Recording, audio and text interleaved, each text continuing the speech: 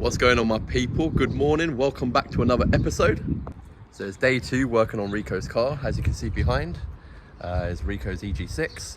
We've got a lot more parts to fit. Hopefully we can get the car started. We've got a whole list to do, so fingers crossed today is the starting day and we can get through the list completely.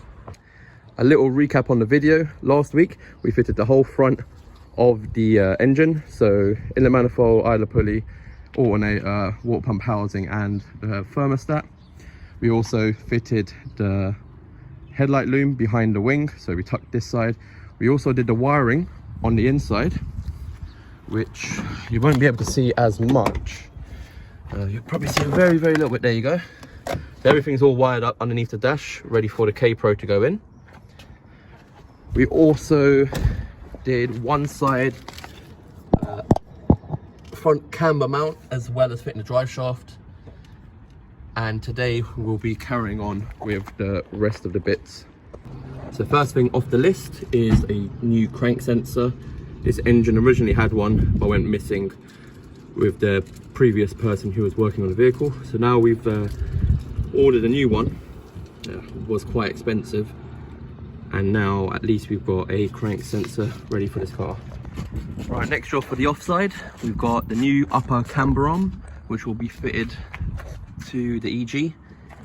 Obviously the main difference between these two is you've got adjustment for the camber, 4 bolts, and you've got the adjustment section there.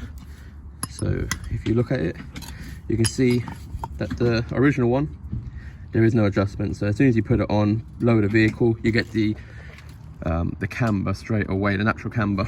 With these, they allow you to choose the camber, straighten up the wheel once you lower it, because with these vehicles they normally just change cambers. As well as the ball joint dust covers will be replaced as well. As you can see from the previous owner, they have been split. We can get these from the Skunk 2 website. Luckily they're not too expensive. Right, as you can see now, drive shaft is in, as well as the half shaft. We've also got the upper arm fitted. Next is to do the sump. As you can see, the sump is a steel sump which has been butchered over the years. We've got a brand new, well, not brand new, but an EP3 aluminium sump which we're going to fit. Redo all the gaskets.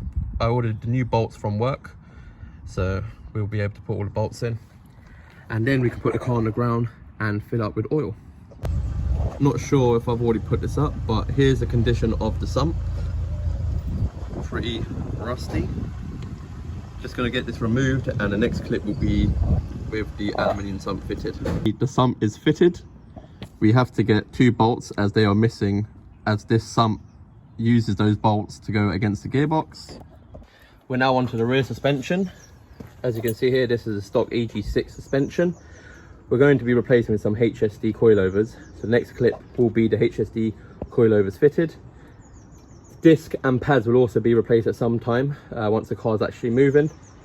But we're just trying to get the car on road as a KSWAP before we carry on changing more and more parts. We just got to a little setback. The bolts are actually seized to the bushes here and here, so we can't actually remove it. So we'll have to get a recip saw, cut behind both bushes, and then hopefully this whole lower control arm and the suspension will drop as one, and we can replace it with the hard race and HSD parts. So we just fitted the coilovers. Luckily the bolt we actually snapped was the one that went to the lower control arm. As you can see here, we didn't actually have to take that one out. Luckily the 2 outer ones come out perfect. So we're just going to install this one now, and we're going to start on the other side hopefully before it gets dark. So what we're next going to do, we're going to put the gearbox oil in. We've got genuine Honda MTF3 supplied by myself, and this is how I do it. I usually take the 12mm bolt out for the speed sensor, which allows a nice opening for the engine, the gearbox oil to go in. So when I do the wire tuck on the passenger side, I usually remove this section. There's quite a few 10mm or 12mm. It's been a while since I've done it. So what I'm going to do is I'm going to drop this down, and then it will give me access to the firewall grommet that's in the engine bay, which hopefully you can see it. Where is it? Right there. And then I'm going to run the loom through the door grommet, which again is behind the section, and then wire tuck it behind. So next clip will be the wire tuck all done.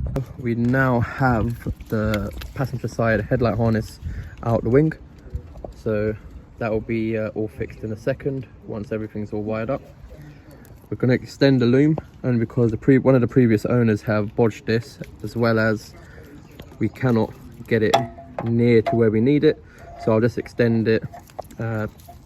Obviously the bulb holders need to be replaced, a USDM kit by raw plug this needs to be fitted on this side, and then this side wire tuck will be done. We've done the wire tuck, no wires on this side, no wires on this side, both for the headlight harness. That charge harness there, that goes to the fuse box, as well as the alternator and starter motor, which is underneath.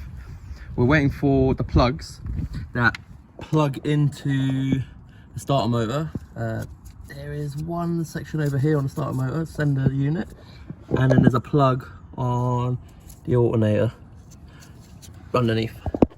Once we get those, we can plug that into this, and then it will allow us to start the vehicle.